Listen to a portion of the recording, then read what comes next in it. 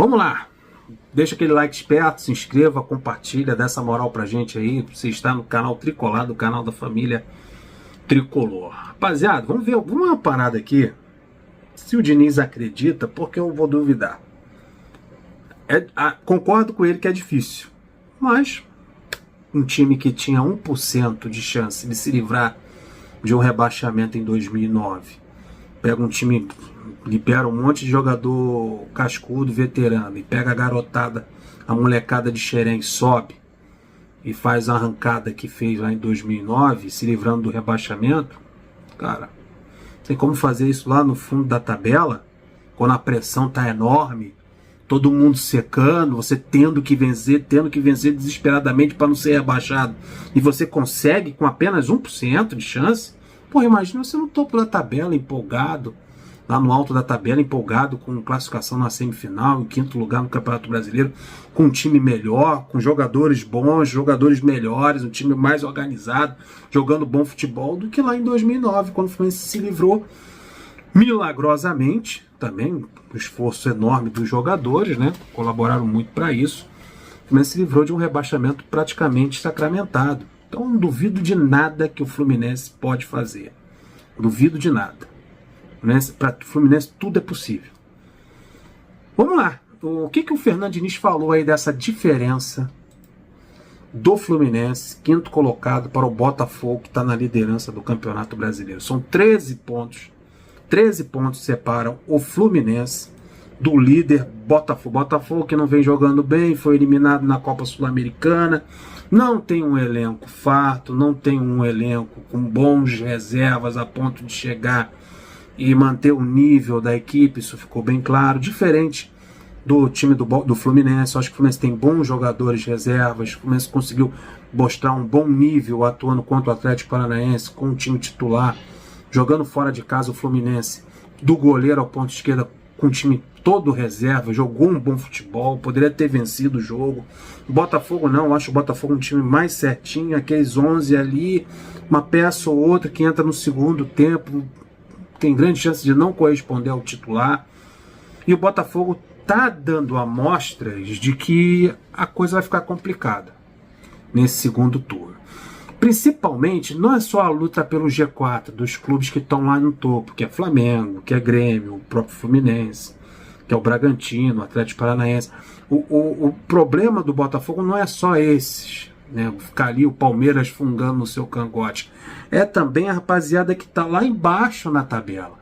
No segundo turno, essa gente que está brigando para não cair começa a jogar coisas que não jogaram o campeonato inteiro. Porque, meu amigo, a água quando vem aqui, ó, na ponta do nariz, você vai morrer afogado.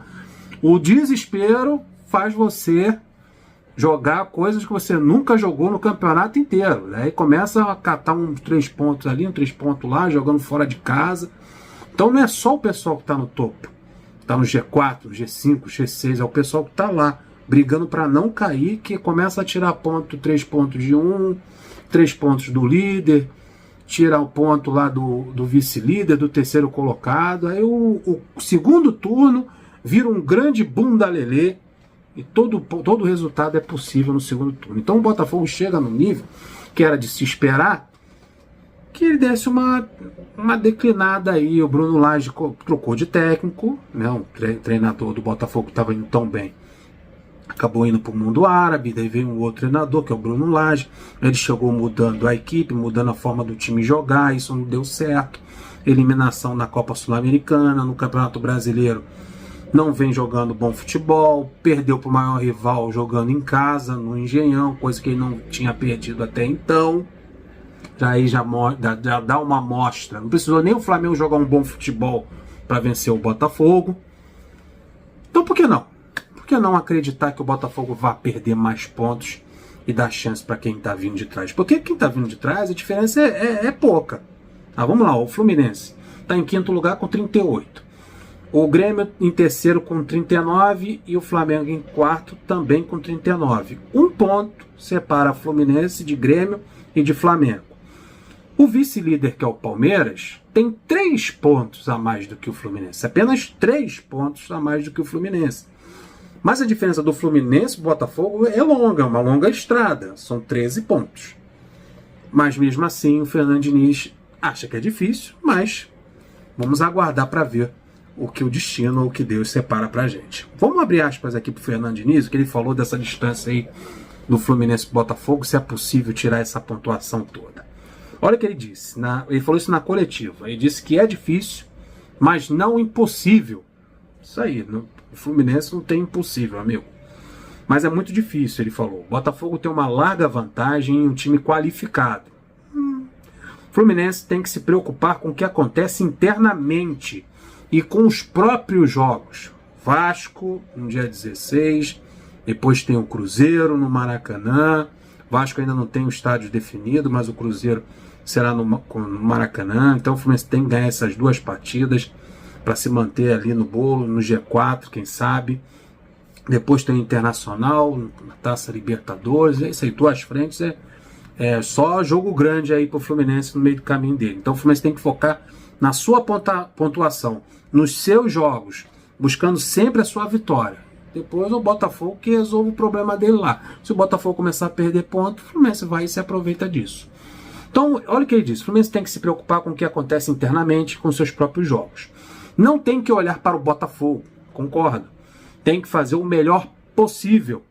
Se eles perderem pontos e a gente somar, aí pode fazer. A distância vai diminuir, falou o Fernando Diniz.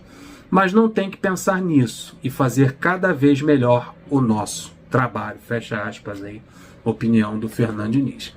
Mas tem que fazer a sua parte, tem que somar seus pontos. Se o Botafogo demora, começar a perder ponto, começar a se complicar, a tendência é o Fluminense se aproximar aí na reta final, meu amigo. Se aproveitar aí das chances que o mundo dá.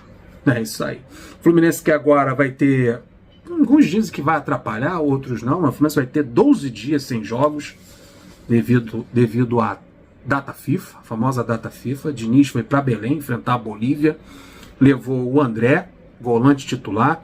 Levou o Nino, nosso zagueiro titular, que foi poupado nesse último jogo pelo Campeonato Brasileiro. O Alexander também não vai ficar esses 12 dias treinando lá com o Marcão. O Alexander foi convocado para a seleção sub-20. E o Fluminense também terá um outro desfalque nesses 12 dias aí de preparação para o jogo contra o Vasco. O Arias também foi convocado para a seleção colombiana. Então, o Marcão não terá André, não terá Nino, não terá Alexander e não terá o Arias. Desses 4 jogadores, 3 deles são titulares da equipe. Quem também foi para a seleção brasileira foi o auxiliar, o Eduardo Barros. Não vai dar os treinamentos, a equipe do Fluminense. Vai estar lá com a seleção. E o preparador físico, Marco Seixas. Então, a comissão técnica permanente do Fluminense, vamos lá, Marcão, o Catu. O Marcão já está acostumado a trabalhar com a rapaziada, né? Um treinador, é um camarada que já assumiu o Fluminense algumas vezes como técnico principal, sabe muito. Já trabalhou com o Fernando Diniz lá em 2019, tem trabalhado com ele agora, sabe? As técnicas, o jeito de dar. O Diniz deve ter dado tudo para ele mastigadinho, para ele seguir. É até bom, que é tipo um estágio pro Marcão, né? Se o Marcão aprender muita coisa aí com o Fernando Diniz nesse período, será um treinador muito interessante no futuro. Então o Marcão que vai ficar responsável aí durante esses 12 dias, que o Fluminense deve se aproveitar disso, tá? O Fluminense tem o Vasco e o Cruzeiro pela frente. O Fluminense não terá o Samuel, lateral direito, suspenso para esse jogo contra o Vasco no dia 16. Recebeu o 3º cartão amarelo. O Vasco também terá desfalques. O zagueiro e capitão, titular da equipe, o Medel, o chileno Medel, e o Jair, que não é mais titular, é reserva. Entrou no segundo tempo, deu uma cotovelada no malandro lá e foi expulso. Então, sem Medel e Jair, o Vasco vai encarar o Fluminense. O que o Fluminense pode fazer nesse período aí de treinamento de 12 dias, com o Marcão, com o Cadu? O que o Fluminense pretende fazer nesse período? O Fluminense vai ter 2 dias de folga. Próximo final de semana, os jogadores devem ganhar o sábado e domingo. Agora, nessa semana, eles voltam a treinar na quarta-feira. Tiveram a segunda-feira, normal, de folga. E nessa terça também eles vão folgar, voltando a treinar na quarta. E no final de semana, no próximo final de semana que não tem jogo, folga para os jogadores. Isso é importante para dar um descanso, que houve um desgaste. Os caras jogaram, correram para caramba lá no Paraguai.